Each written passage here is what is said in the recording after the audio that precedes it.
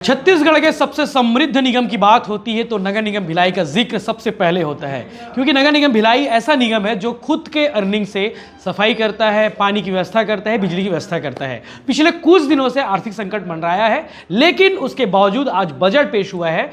इस बजट में क्या कुछ है, हमारे साथ मौजूद है वशिष्ठ मिश्रा, 5 बार के पार्षद हैं, पहले ऐसे पार्षद हैं जो लगातार अलग अलग वार्डों से चुनाव लड़ते हैं और जीत भी गए हैं। हमारे साथ मौजूद है वशिष्ठ जी, आपके नज़रिए से जानना चाहेंगे, इनके पास कोई दल भी नहीं है, ना बीजेपी ना कांग्रेस, इसलिए न्यूट्रल आदमी है। इनसे हमने सोचा कि इनसे बात किया जाए, इनसे इनके नज़रिए से जाना जाए कि बजट में क्या कुछ है, बजट का व्यय कहाँ जा रहा है। वशिष्ठ जी, कहाँ जा रहा है बजट का दिशा जो है? नगर निगम के इस 5वें कार्यकाल में नगर निगम के महापौर वर्तमान नीरज पाल ने आज अपना दूसरा बजट प्रस्तुत किया है। इस बजट में सामान्य से हटकर ये है कि इस बार ये बजट सामान्यतः अनुमानित बजट बनाया जाता है और अनुमानित रूप से बजट बनाए गए के विरुद्ध अनुमानित क्या व्यय किया जाएगा इसकी कल्पना की जाती है। इस बजट में नया ये है कि इस बार कोशिश की गई है कि हम वास्तविकता के करीब रहें, कि वास्तविक रूप से हमारा कितना हमारे पास आय होगी और उसके हिसाब से हम कल्पना करें कि कितना हम व्यय कर पाएंगे। तो ये बजट इस बार अनुमान से हटकर वास्तविकता के करीब है, ऐसा महापौर जी ने दावा किया है। और बड़े बड़े सपने नहीं है इसमें, वादे नहीं होंगे कि ये बना देंगे, वो बना देंगे। सपने बड़े और छोटे नहीं होते हैं, क्योंकि नगर निगम की सरकार जो है वो अंतिम व्यक्ति तक सरकार पहुंच पाए, सरकार की योजना पहुंच पाए, अंतिम व्यक्ति के दर्द को सरकार समझ पाए। इसके लिए 74वें संशोधन में स्थानीय सरकार के रूप में ये सरकार का निर्माण किया गया है। तो छोटा और बड़ा सपना का मामला नहीं है।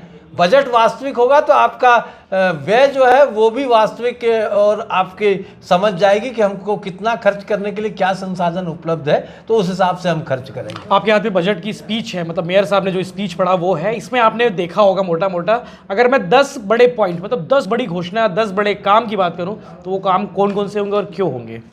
नहीं, जैसे इस बजट में महापौर ने बताने का प्रयास किया है कि देश के 17वें IIT भिलाई के साथ उनका एक अनुबंध हुआ है, जिसके अनुबंध के माध्यम से लिडार सर्वे IIT करवा रहा है कि शहर का विकास में कहाँ संभावनाएं और किस तरीके से इस शहर का विकास होना है। तो वो जो IIT के साथ एक अनुसंधान केंद्र के साथ अगर नगर निगम अपने आप को जोड़ रहा है तो अभी तक विकास जो है वो, या आप मान सकते हो कि मानसिक रूप से जो कोई कल्पना आती है उसके तहत विकास किया जाता है, या समझ के हिसाब से विकास किया जा रहा है। पहली बार भिलाई नगर निगम अपने आप को एक अनुसंधान केंद्र से जोड़कर साइंटिफिकली इस शहर का कैसे विकास हो सकता है, क्या आवश्यकता है, इसको सोचकर अगर बजट में कार्रवाई करेगा या आगे आगामी समय में विकास को लेकर कार्रवाई करेगा तो उस विकास की जो उपयोगिता है वो हर एक तक होगी, ऐसा माना। बजट में मेंशन है ये। बजट में उन्होंने बताया कि IIT के साथ उनका एक अनुबंध हुआ है और IIT भिलाई में सीवरेज सिस्टम कैसा होगा, भिलाई में सड़कों का जाल कैसा होगा, भिलाई में नाले कैसे होंगे, भिलाई में पुल पुलिया कैसा होगा, भिलाई में अस्पताल कैसा होगा, भिलाई में स्कूल कैसे होंगे, इसकी कल्पना की गई है। तो उसमें निश्चित तौर से उस तरीके से बजट में अगर विकास करेंगे तो इसका प्रभाव। अगला पॉइंट क्या होगा अगर कुछ देखा जाए तो? जैसे पहले ही बिंदु में महापौर जी ने बताने का प्रयास किया कि ऑडिटोरियम एक हम लोग बनाने जा रहे हैं। ऑडिटोरियम का जो उपयोग है वो हम लोग बराबर कल्पना करते थे कि भारत भवन जैसा भोपाल में एक बड़ा ऑडिटोरियम है जिसके माध्यम से कला और संस्कृति से जुड़े लोग अपना प्रदर्शन उस करते हैं, की तैयारी और प्रदर्शन उस नाट्य केंद्र में करते हैं। तो ये ऑडिटोरियम भी शहर के लिए एक नया विषय होगा जिसके माध्यम से सारे देश के कला संस्कृति के लोगों को इसमें जोड़ा जा सकेगा। जैसे बिजनेस प्रोसेसिंग आउटसोर्सिंग सेंटर, अभी उद्यम को लेकर या रोजगार को लेकर अब सरकारी कल्पना से हम दूर जाते जा रहे हैं। स्टार्टअप एक नया शब्द राष्ट्र में आया है। तो अगर प्रोसेसिंग सेंटर आप बना के देंगे तो स्टार्टअप उस सेंटर का उपयोग करके अपने आप को उद्यम से जोड़ सकेगा, रोजगार से जोड़ सकेगा। इसको लेकर भी कल्पना करना एक बड़ी बात है। इस एक मदर्स मार्केट का निर्माण किया गया। मदर्स मार्केट एक खंडर एक निर्माण था जिसका उपयोग लगातार 23 वर्षों से नहीं हो रहा था। उस मदर्स मार्केट को रिनोवेट करके वहाँ पे स्वयं सहायता समूह के लोगों को आकर्षित किया गया है, उनका आवंटन किया गया, वहाँ से वो व्यापार व्यवसाय कर रहे हैं। तो उस मदर्स मार्केट से निश्चित तौर से पूरे शहर को प्रभावित करने वाले प्रतिष्ठान के माध्यम से शहर प्रभावित होगा। कल्पना जैसे स्वास्थ्य सुविधा, पहली बार होगा कि स्वास्थ्य सुविधा के लिए नगरीय निकाय से हमको बजट मिला हो। अच्छा, नहीं तो बाकी खुद ही करो। नहीं, स्वास्थ्य के मामले में हमको अगर स्टेट का हेल्थ मिनिस्टर, हेल्थ का सेक्रेटरी अगर अपने बजट से कुछ पैसा देगा तब तो हम सरकारी अस्पताल का विकास कर सकते हैं। इस बार नगर निगम के कमिश्नर के प्रयास से लगभग 10 करोड़ रुपए लाल बहादुर शास्त्री हॉस्पिटल के लिए आया है और उसको लाल बहादुर शास्त्री हॉस्पिटल को एक बड़े निजी अस्पताल के जैसा विकसित किया जा रहा, सारे सुविधाओं से उसको परिपूर्ण किया जा रहा ताकि लोगों का लाभ, लोगों को उसका लाभ। पटरी पार का बड़ा हॉस्पिटल है वो, सेक्टर 9 के बाद अगर कोई सरकारी हॉस्पिटल है तो वो ये भिलाई में। नहीं, पटरी पार का ही नहीं, सरकारी अस्पताल के मामले में भिलाई नगर निगम थोड़ा समृद्ध है जी। सरकारी अस्पताल के मामले में 100 बिस्तर का हमारे पास ये शास्त्री हॉस्पिटल का प्रस्ताव है। अभी 100 बिस्तर नहीं है, लेकिन 100 बिस्तर हम कर लेंगे इस 10 करोड़ के माध्यम से। हमारे पास 2 प्राइमरी हेल्थ सेंटर है, जैसे बैकुंठ धाम का हेल्थ सेंटर। बैकुंठ धाम का हेल्थ सेंटर एक बड़े अस्पताल में जो प्रसूति विभाग है उससे ज़्यादा अच्छा प्रसूति विभाग का संचालन वहाँ से हो रहा है। कुर्सीपार में हमारे पास हेल्थ सेंटर है, छावनी में हमारे पास हेल्थ सेंटर है। इस सरकार के माध्यम से अभी नई तरीके से एक और शहरी विकास को लेकर एक कल्पना की गई है। नहीं, सड़कों का ही नहीं, जैसे शहरी विकास को लेकर एक कल्पना की गई है कि दाई दीदी क्लिनिक घर तक पहुंचेगा। एक मोबाइल मेडिकल यूनिट प्रत्येक माह वार्ड में आता है, वो लोगों का वहाँ पे इलाज करता है, मुफ्त में दवाई देता है और मुफ्त में 142 प्रकार की जांच करता है वो मोबाइल मेडिकल यूनिट। और अब जो नए व्यवहार में जो बहस होती है, जिस भी शहर में शिक्षा और स्वास्थ्य का स्तर या शिक्षा और स्वास्थ्य की उपलब्धता रहेगी वो शहर निश्चित तौर से विकसित रहेगा। हमारे क्या है आपके उसमें?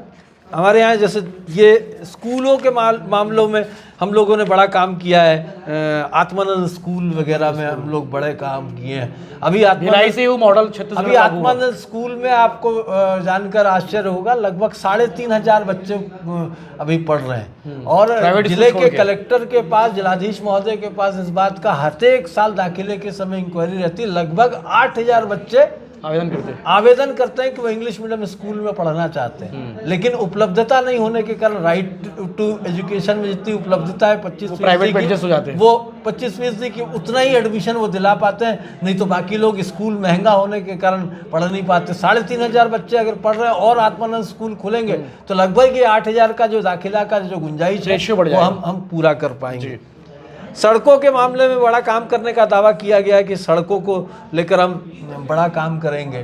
तो सड़कों के मामले में बड़ा काम, भिलाई में सड़क की इशू है, सड़कें गड्ढे पहले बहुत बड़ा इशू है। बड़ा इशू नहीं है, पिछले 23 साल में सड़कों के मामले में बहुत कम पैसा हम खर्च कर पाए हैं। निर्माण को लेकर जी, उसके रिनोवेशन को लेकर हम बराबर पैसा खर्च किए, लेकिन निर्माण को लेकर बहुत नई सड़क हम नहीं बना पाए। अभी जो मुख्य सड़क है उनके बनाने का दावा किया जा रहा है और कुछ सड़कें बन भी चालू भी हो गई है, कुछ बन भी रही है। तो सड़कों के मामले में अगर हम अच्छा करेंगे तो शहर को हम विकसित करने की ओर रहेंगे।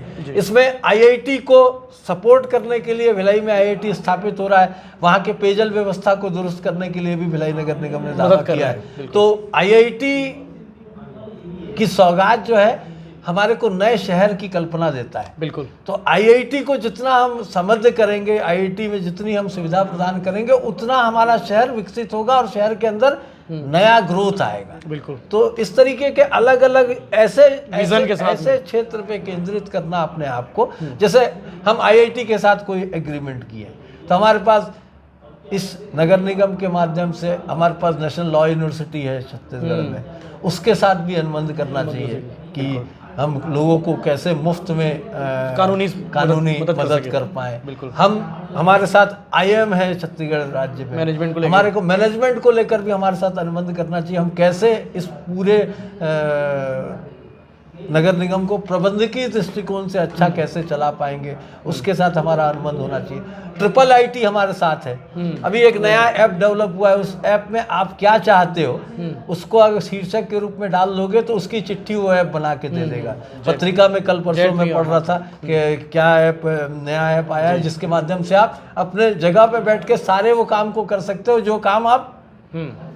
तो यहाँ पे अगर हम डाटाबेस सेंटर के माध्यम से प्लेसमेंट में हम बहुत ज़्यादा खर्च कर रहे हैं, तो ऐप को लेकर हम उस सारे खर्चे को 10% कर सकते हैं। बिल्कुल बिल्कुल। और क्या नेक्स्ट उसमें जो बजट में स्पीच में मेयर साहब ने कहा है, जैसे बैडमिंटन कोर्ट को लेकर, खेल को लेकर आकर्षण पैदा किया गया है। बैडमिंटन कोर्ट को लेकर, बैडमिंटन में हमारे जिले को उपलब्धि है।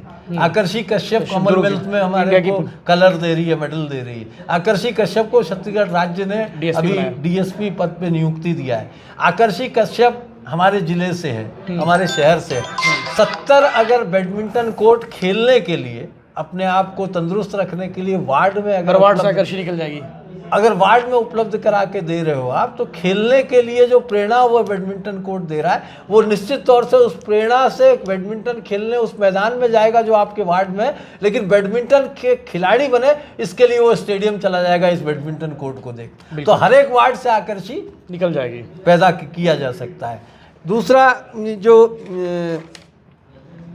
वाटर एटीएम तो चल ही रहे हैं। स्वच्छ सर्वेक्षण को लेकर, डोम शेड को लेकर भिलाई में एक जहाँ जहाँ भी सार्वजनिक उत्सव किए जाते हैं, सार्वजनिक रूप से उसका उपयोग किया जाता है, वहाँ पे डोम शेड का निर्माण करके आप छोटे मोटे आयोजन के लिए आपको अपने वार्ड से या अपने सेक्टर से, अपने मोहल्ले से बाहर जाना पड़े, इसकी आवश्यकता नहीं। उस डोम शेड में आप सारे सार्वजनिक और व्यक्तिगत आयोजन कर सकते हैं। भिलाई में बहुत सारे बन गए हैं, बहुत सारे बन गए, और वो डोम शेड उपयोगी साबित, बहुत ज़्यादा उपयोगी, चाहे गणेश समय हो चाहे दुर्गा। ये बजट के बारे में ये कहा जा सकता है कि इस बजट में वास्तविकता शब्द का अगर प्रयोग, बाकी मोटा मोटा ये सब पॉइंट बड़े पॉइट है, की पॉइंट्स है। जैसे पेवर ब्लॉक को लेकर है, जैसे तालाबों को लेकर है, तालाबों को लेकर बड़ा काम करने की आवश्यकता है। वाटर लेवल को रिचार्ज करने के लिए तालाब के निर्माण में उसका पर्यावरण पे ध्यान दिया जा रहा है, उसकी उपयोगिता है। हमारे यहाँ जो तालाब है उस तालाब को वापस संधारित करने की आवश्यकता, नया तालाब बनाने की आवश्यकता नहीं है।